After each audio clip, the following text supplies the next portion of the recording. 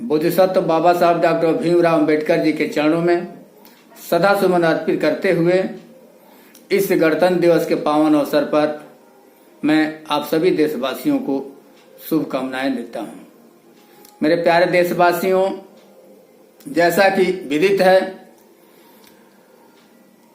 कि संपूर्ण संसार के बुद्धिजीवी, राजनीतिज्ञ, इतिहासकार एवं साहित्यकार भली भांति परिचित हैं कि भारत का संविधान भारत मां का अद्वितीय सपूत, विश्व के महानतम विद्वानों में से एक बाबा साहब डॉक्टर भीमराव अंबेडकर जी ने ही अथक अध्ययन और रात दिन मानसिक परिश्रम करके बनाया था। मेरे प्यारे भाइयों, आइए हम इस विषय पर विस्तृत चर्चा करते हैं। जुलाई 1947 में संविधान निर्माण सभा के लिए प्रांतीय विधानसभा से सदस्यों को चुनकर आना था, लेकिन बाबा साहब के पास वैसा कोई सहयोगी नहीं था जो उन्हें बंबई से चुनवाकर केंद्रीय परिषद दिल्ली में लाया जा सके।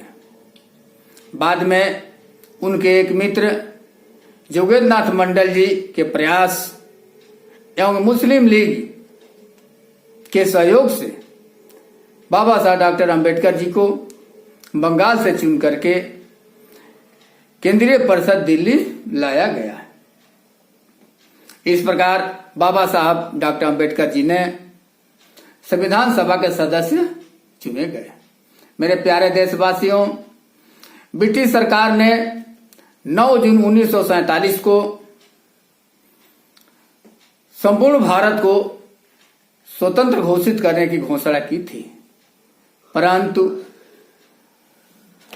3 अगस्त 1947 को अंतरिम सरकार की घोषणा की गई। डॉक्टर भीमराव अंबेडकर जी को प्रथम विधि मंत्री बनाने के लिए उन्हें आमंत्रित किया गया। इसके 26 दिन बाद 19 अगस्त 1947 को संविधान निर्माण सभा ने संविधान निर्माण समिति की स्थापना की।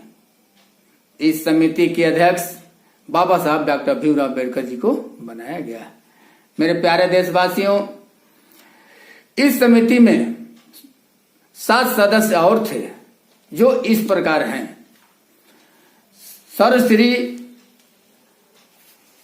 सर अल्लादी किरण स्वामी पहले सदस्य थे।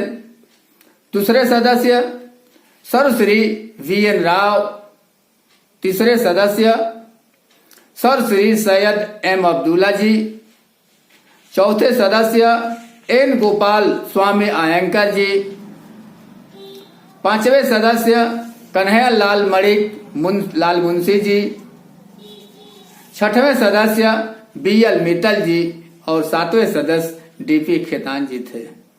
मेरे प्यारे दोस्तों, इन 7 सदस्यों इस प्रकार थे। इन 7 सदस्यों में से एक सदस्य का अकस्मात निधन हो गया।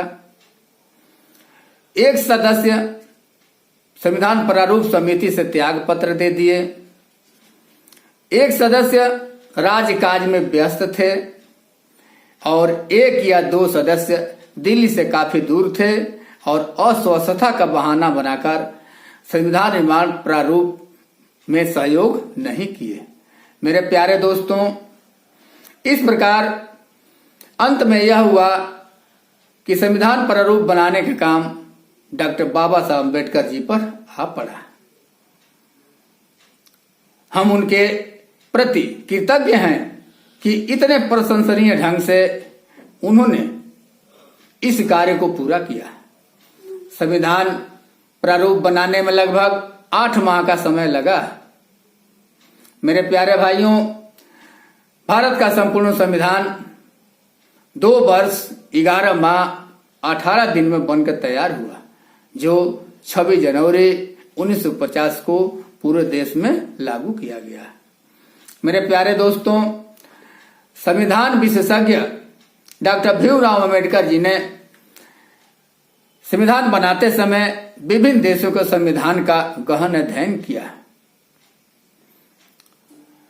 सभी संविधान के अच्छाइयों व गुणों को अपनाया जो हमारे देश के सामाजिक, आर्थिक और भौगोलिक स्थिति के रूप थे।